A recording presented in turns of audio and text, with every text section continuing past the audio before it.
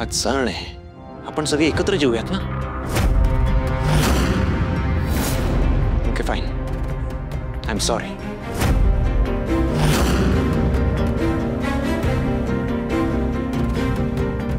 Malati madam, मी सुद्धा sorry. पुन्हा असं होणार नाही. मी यापुढं कुठलीही गोष्ट तुम्हाला विचारल्याशिवाय करणार नाही, खरंच.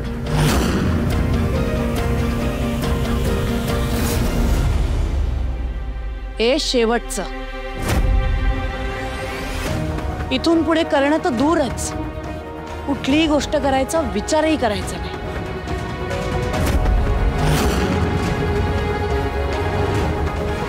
ठीक आहे ठीक आहे ठीक आहे. मला ती माझं ऐका ना, ती नाही करणार काही तुम्हाला विचारल्याशिवाय. ओके, तुम्ही तुमचा राग झटकून टाका. आजचा दिवाळीचा दिवस आहे की नाही, घरात वाद नको आहेत मला. चला जेवायला बसा. या बसा, जेवून घ्या. या बसा.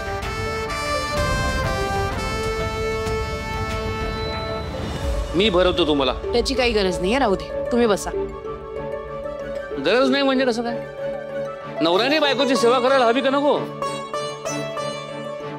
ए वाडा वाडा तुम्ही यांना. बसा. हो.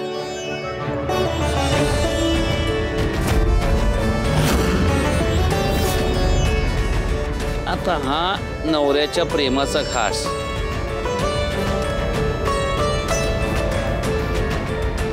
हा दुसरा घास. आबा एक मिनिट. सी, मला असं वाटतं मुलाने पण आईची सेवा केली पाहिजे. पुढचा घास मी भरवतो. आगे आई, पुढचा घास मुलाच्या प्रेमाचा.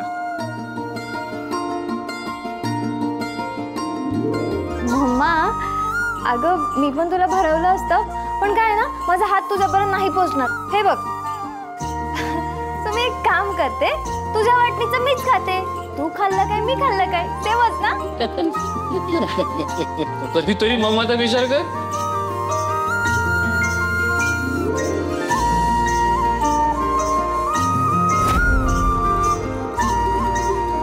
चला आता भाजीचा घास. असं कसं? सासू काय म्हणेल तुमची? मला माझी आई ओरडेल. बस चला बाई, चला घ्या घ्या घ्या.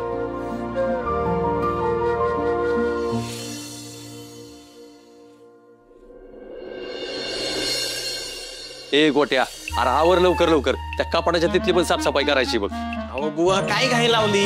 आणि हे सगळं रात्रीच करायला पाहिजे का? काय उडकताय एवढं? अरे अजून सगळा पसारा तसाच आहे बे तुमचा. अगं सगळं नीट लावलं होतं, तोच बाहेर काढून ठेवलं. मग पसारा होणारच ना. हे बरं आहे तुमचं. एक तर तुम्ही कवाच इकडच्या गाडी तिकडे करत नाही, आणि आता मी करते तर मला असं बोलताय बाई. काय चुकीचं बोललो ग? हा, उग माझ्या काऊ नको. आता माझं मी करतोय ना. ए यार, काय चाललंय तुमचं? आणि का चाललंय? आपण सगळी का साफसफाई करतो मला सांगा तरी. गोट्या, एवढा घोडा झालायस ना तर तुला कळत नाही वे. अरे आमच्या लेकीच्या सासरकडच्यांना पहिल्या दिवाळी सणाला घरी बोलवायचे, म्हणून चालली ही समजी तयारी. हा, अयो आपला भाव येणार आहे वे. मग घरी एकदम चकाचक करायला पाहिजे. आपल्या भावाच्या इज्जतीचा प्रश्न आहे. आता तुम्ही बघाच घर कसं नीट करतो ते. बुवा लागा कामाला, चला. होय व, सोन्याचं कसं करायचं? नाही म्हणजे जावई बापू पहिल्यांदा येणार आहेत दिवाळी सणाला घरी. काय ना, निदान सोन्याची चेन तरी केली पाहिजे त्यांना.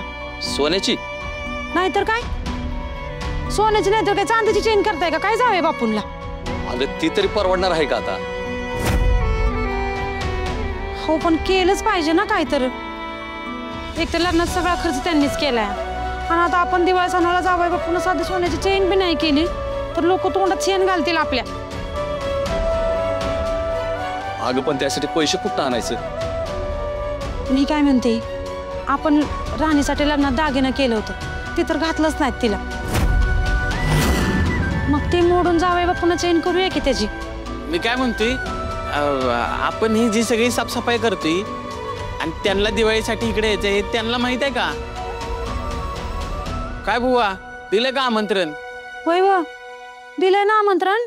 नाही, राहिलंय अजून. बया, आखरीतच आहे तुमचं तर एक. अजून त्यांना आमंत्रण बी दिलं नाही वे तुम्ही. फोन लावा पहिला त्यासने ना, आत्ताच्या आत्ता आमंत्रण द्या. होय बाई. हा, करा बुवा फोन.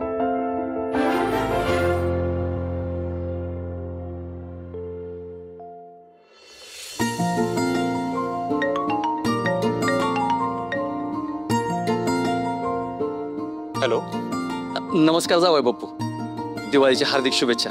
हो, तुम्हाला पण हॅपी दिवाळी.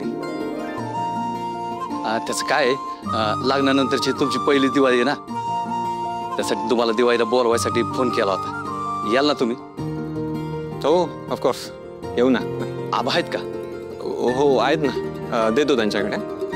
आबा, राणीच्या वडिलांचा फोन आहे. बोला बुवा, दिवाळीसाठी तुम्हाला सगळ्यांना घरी इथं बोलवायचं होतं. तिथं येऊनच आमंत्रण देणार होतो, पण नाही जमलं. काय हरकत नाही. तुम्ही आमंत्रण कसं देताय हे महत्वाचं नाही, मनापासून देताय हे महत्वाचं आहे. तुम्ही काळजी करू नका, आम्ही सहकुटुंब सहपरिवार येतोय. होय होय, वाट बघतो आबा. काय झालं? येतो मला. बरं, आपल्याला बोवाने आमंत्रण दिलंय. राणी आणि इंद्रचा पहिला दिवाळी सण आहे ना, जायचंय आपल्याला.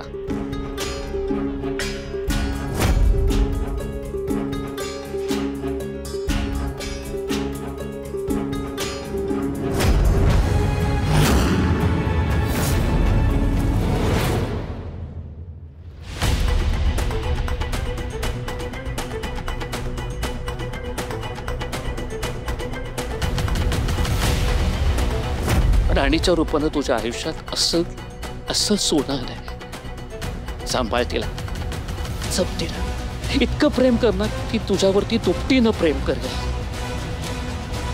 आणि जसा तू तिच्या पाठीशी खंबीरपणे उभा राहिलास ना, तसं कायम उभा राहा.